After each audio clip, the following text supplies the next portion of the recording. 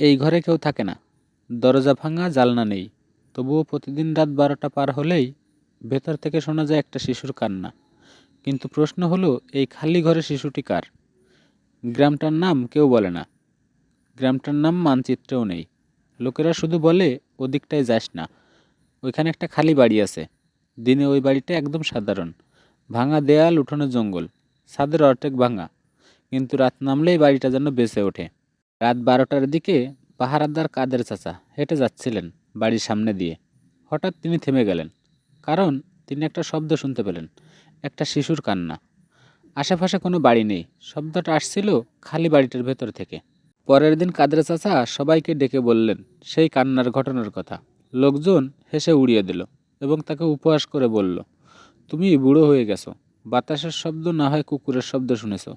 কিন্তু সমস্যা হলো এর পর থেকেই প্রতিদিন রাতে একই সময়ে সেই কান্নার শব্দ ভেসে আসে ওই বাড়ি থেকে। তবে এবারের কান্না সাধারণ শিশুর মতো না। শুরুতে হালকা, তারপর ধীরে ধীরে জোর হয়। মাঝে মাঝে মনে হয় কান্নার ভেতর কেউ কথা বলতে চাইছে।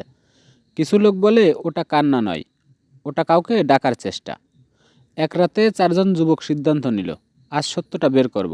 হাতে টর্চ, মোবাইল ক্যামেরা, ঘড়িতে রাত 11:45। বাড়ির সামনে 4জন যুবক দাঁড়িয়ে, বুক ধড়ফড় করছিল। ঠিক 12টা বাজতেই কান্না শুরু।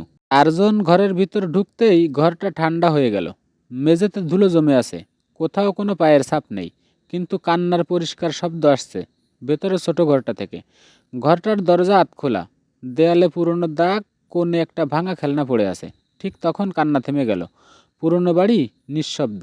1, 2, 3 সেকেন্ড পর আবার মা মা বলে চিৎকার। এবারের শব্দটা কিছুটা ধীর, কিছুটা আস্তে, কিন্তু স্পষ্ট। সবাই ভয়ে জমে গেল। একজন সাহস করে ক্যামেরা অন করলো। স্ক্রিনে প্রথমে কিছুই নেই, তারপর ঘরের কোনায় ছোট্ট একটি ছায়া। ধীরে ধীরে ছায়াটা মানুষের মতো আকার নিচ্ছে।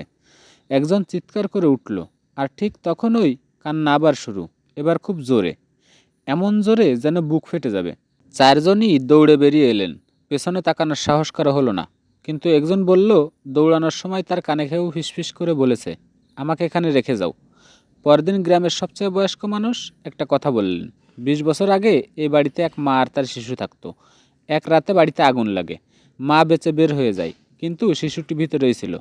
সবচেয়ে ভয়ঙ্কর কথা হলো, শিশুটির লাশ কখনো পাওয়া যায়নি। বাড়িটা যখন খালি করা হয়, কেউ শিশুটাকে বিদায়ও জানায়নি। বুড়ো লোকটা আরও বলল, যে আত্মা নিজের মৃত্যু বুঝতে পারে সে কাঁদে, কিন্তু শিশুটি এখনও ভাবে তার মা আসবে। এরপরে এক রাতে ইমাম সাহেব দোয়া পড়ে বাড়ির সামনে এসে দাঁড়ালেন। রাত 12টা বাজলো, কান্না শুরু হলো। কিন্তু আজ কান্নার ভেতরে একটা হাসি ছিল। এরপর থেকে আর কেউ কান্না শোনেনি। কিন্তু আজও রাত 12টায় যদি কেউ বাড়ির সামনে দাঁড়ায়, মাঝে মাঝে মনে হয় কেউ পিছনে দাঁড়িয়ে আছে। আপনি কি নিশ্চিত যে এই বাড়িটা এখনও খালি, নাকি কোনো আত্মা ভর করে আছে?